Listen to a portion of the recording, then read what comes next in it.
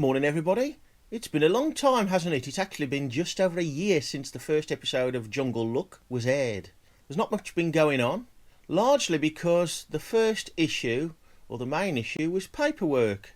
Some confusion between the dealer and the DVLA, or one end or the other. In the end I found the DVLA and they were very good. Normally they get quite a bit of stick, but in the sort of unusual times I suppose we've been having, bear in mind this was, well, by the time it was sorted it was 2021, the paperwork was sorted by myself. I phoned them up, they told me what to do, and inside about 4 weeks everything was sorted.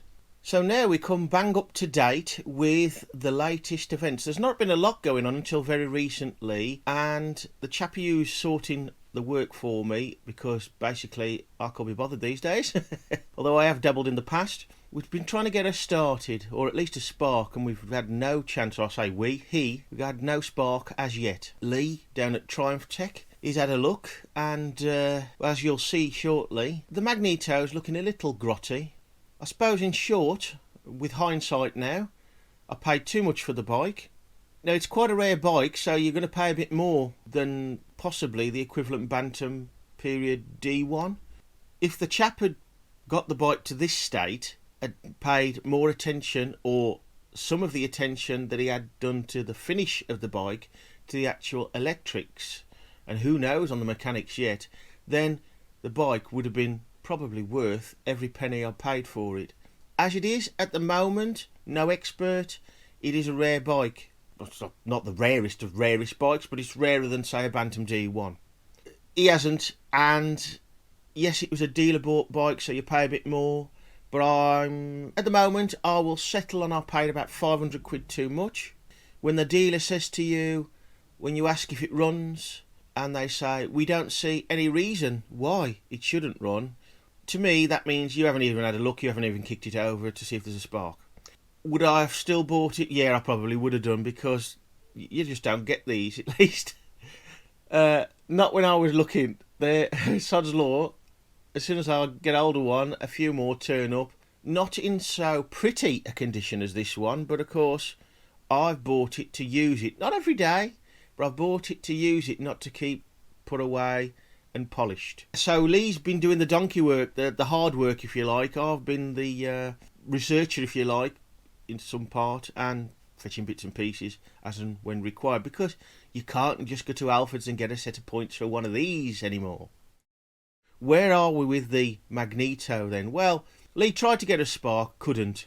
Contacted me, can you get the basics, plugs, points, condenser. I needed the parts for the next day. Well, not needed, but it would have been, and it was, more practical, because I was taking my Royal Enfield Himalayan down to him to have new chain and sprockets. So it was rather handy that I got them on that day to take them down to him the next day. These are the coils of the Magneto. On the left and right, they're the lighting coils. In the centre, that is the actual ignition coil. As you can see, it does look a bit grotty, especially the ignition coil. Is it any good? Isn't it? Whilst I was out, Lee got back to me regarding the spark and still the lack of it. What to do? Well, yeah, look at this diagram. It's about as simple as they come, but I don't know about Lee, but in my case, I haven't even had any use of a Magneto system for, oh, blimey, 31 years, I think. In my case, I'm really learning again, it's been that long. So you look at the diagram, you think, blimey, that's simple, that's very simple, but it still makes me scratch my head. So here's the parts. I bought 2 sets, the new parts, just in case, because you can't just go and get any. Now, they're not cheap, of course. These are pretty much specialist parts now, I suppose. But these cost me, for one set, the 2 sets here, £32.50. And here she is at the moment, less the tank and the seat. So far, we've found a few issues outstanding that have never been finished. There's no wiring to the backlight. That seems to have been cut off, I don't know, about a foot from the engine. And as we'll see later, the wiring is a bit of a mess in the headlight. Royal Enfield fans, and certainly Flying Flea fans, and you wouldn't believe how many times it took me to say that, may have seen quite a famous photograph. There's a soldier and he's holding up a flying flea at chest height on his own. So I thought, really? Let's try it. Well, I picked up Jungle, not above, well, really it was just a few inches off the floor. I picked her up. Yes, you can pick her up, but getting her to your chest, I don't think I could do it. Certainly two people could move her around very easily. And here she is on one of Lee's workbenches. I must admit, she looks small until you put her on a bench where your Himalayan has just been on for the chain and sprockets. Lengthwise, there's not much in it, really. Not much in it at all. And here we have the inside of the headlamp, where the wiring comes in. You'd think, wouldn't you, if you're going to the trouble of finishing a bike to a reasonable standard, at least as we've found out so far in looks, you'd have finished the headlamp better by having the rust treated inside. Now, looking at the wiring and looking at the paperwork and research, the switch at the top of the headlamp shell, it is a Miller one, it's a Miller ignition system, but we're not sure whether this is the right switch or parts missing off the switch. There should be a resistor, there isn't one. There should be about 7 or 8 contacts, there looks to be about 4 or 5. Now I've found out, by looking at my own photographs, the actual switch for the dip isn't on the handlebar, so we can put that to one side for now. You've got to have a feed from the magneto, which is fine, Lee tells me, there's a continuity there.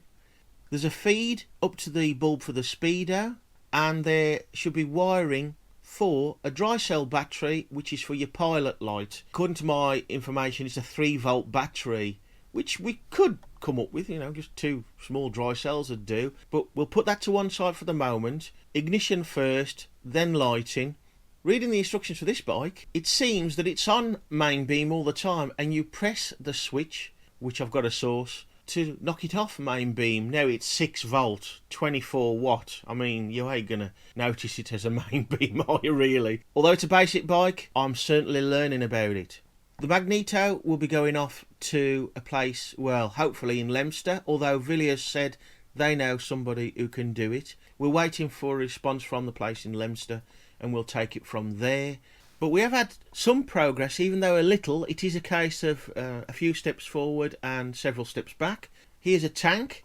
The tank has been sealed with some modern sealer to protect it from modern fuels. Lee's cleaned the carb. It wasn't too bad apparently. And I do have a spare, but I don't know what its condition is like. This is the decompressor. I suppose you could use it to stop the engine, but it doesn't say that in the instructions for the bike. It's for that time when you can't get the bike started. You pull the decompressor, you run along with the bike, dump the decompressor, and basically push starter. Now the fitting at the end, near the top of the compressor, just where about the nut is broken. Hopefully that will come with a new cable. Well, that's it for now, folks. Not a lot of progress. To me, folks, when you're buying a bike online, which you can do quite easily these days, my advice for you is if you can go and see the bike, obviously you should go and see the bike. In my case, we were coming off, well, it was a month or two after the first lockdown, I suppose, but there were still restrictions in place and difficulties. Now, buying a bike online, it goes without saying, you take more of a risk, I suppose. This is a very old bike. If you're going to do it though, my advice is only do it if you're buying a new bike. Thanks to Lee at Triumph Tech for all the work so far. Bye for now.